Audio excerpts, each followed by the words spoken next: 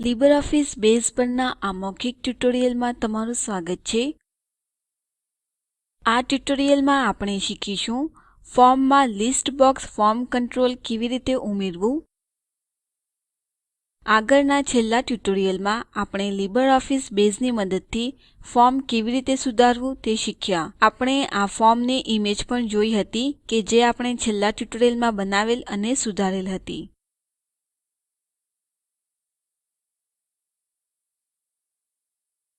અને એકવાર આપણે આપણી ડિઝાઇન બનાવી લઈએ ત્યારબાદ આપણું ફોર્મ આ પ્રમાણે દેખાશે.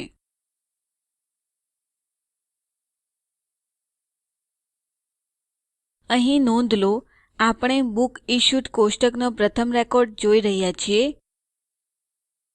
અને આપણે બુક ઇડ અને મેમ્બર ઇડ ના બદલે વાસ્તવિક બુક ટાઇટલ્સ અને મેમ્બર નેમ્સ પણ લિસ્ટ બોક્સમાં જોઈ રહ્યા છીએ. અહીં રેકોર્ડ સંગ્રહ કરવો, ફેરફાર કરવા વગેરે જેવી ક્રિયાઓ કરવા માટે તળિયે પુશ બટનો આપેલા છે. તેથી આ ટ્યુટોરીયલમાં આપણે શીખીશું આપણા ફોર્મમાં લિસ્ટ બોક્સ ફોર્મ કંટ્રોલ કેવી રીતે ઉમેરવું. ચાલો પ્રથમ લીબરઓફિસ બેઝ પ્રોગ્રામ જો પહેલેથી ખોલેલો ન હોય તો તે ચાલુ કરીએ.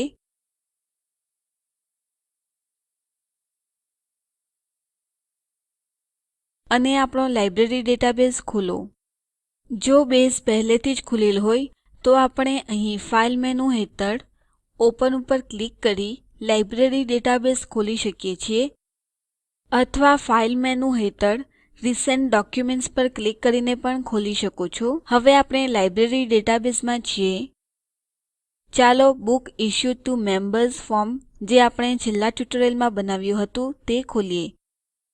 આ કરવા માટે ચાલો ડાબી તકતી પર ફોર્મ્સ ચિહ્ન પર ક્લિક કરીએ અને જમણી તકતી પર books issued to members form પર જમણું ક્લિક કરીએ અને પછી એડિટ પર ક્લિક કરો.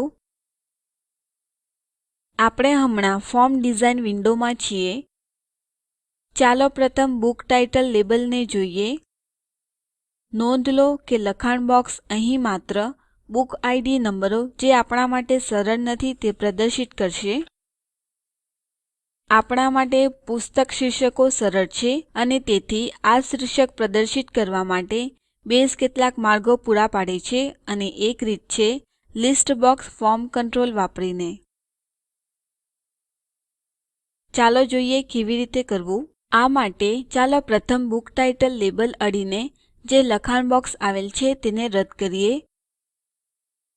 આપણે લખાણ બોક્સ કે જેને લીલા બોક્સે પરિચિત સમૂહ સાથે પસંદ કરેલ છે તે પર ક્લિક કરી શકીએ છીએ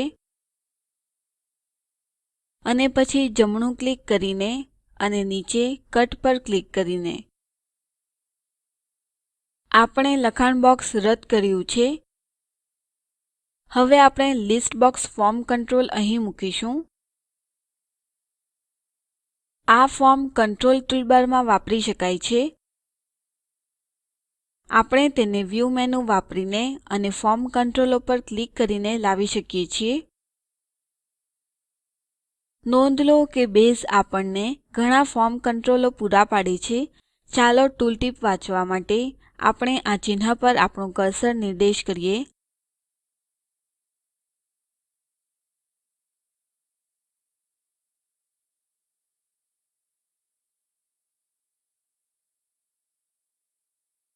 ચાલો આપણું લિસ્ટ બોક્સ ચિહ્ન શોધીએ. તે ત્યાં છે. ચાલો આ ચિહ્ન પર માત્ર એક વખત ક્લિક કરીએ અને ફોર્મમાં માઉસ પોઇન્ટર ખસેડીએ. નોંધ લો કે પાતળા સરવાળા પ્રતીક સાથે બદલાઈ ગયેલ છે.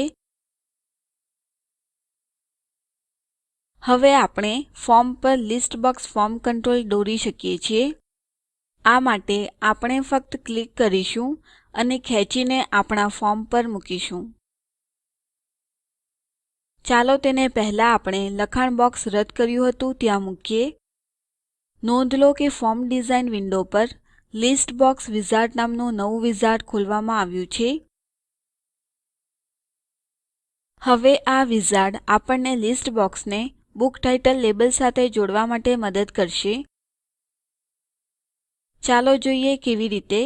આ વિઝાર્ડમાં ચાલો પ્રથમ એ કોષ્ટક પસંદ કરીએ જ્યાંથી આપણે બુક ટાઇટલ મેળવી શકીએ. આપણે યાદીમાંથી બુક્સ કોષ્ટક પસંદ કરીશું અને નેક્સ્ટ બટન પર ક્લિક કરીશું. હવે આ વિન્ડોમાં આપણે એક ક્ષેત્ર પસંદ કરવાની જરૂર છે કે જે લિસ્ટ બોક્સમાં પ્રદર્શિત થશે. અને આપણે જાણીએ છીએ કે આ ટાઇટલ ક્ષેત્ર પુસ્તક શીર્ષકો સંગ્રહ કરે છે. તેથી ચાલો આગળના પગલા પર જઈએ. આ અંતિમ વિન્ડો છે જ્યાં આપણે કંઈક અદ્ભુત કરીશું. આપણે સંબંધિત કોષ્ટકો અને ક્ષેત્રોને સાથે જોડીશું. ક્ષેત્ર નામો પર જુઓ. ડાબી બાજુ પર fields in the value table A book issued કોષ્ટકમાં ક્ષેત્રો છે. અને જમણી બાજુ પર fields in the list table A books કોષ્ટકમાં ક્ષેત્રો છે.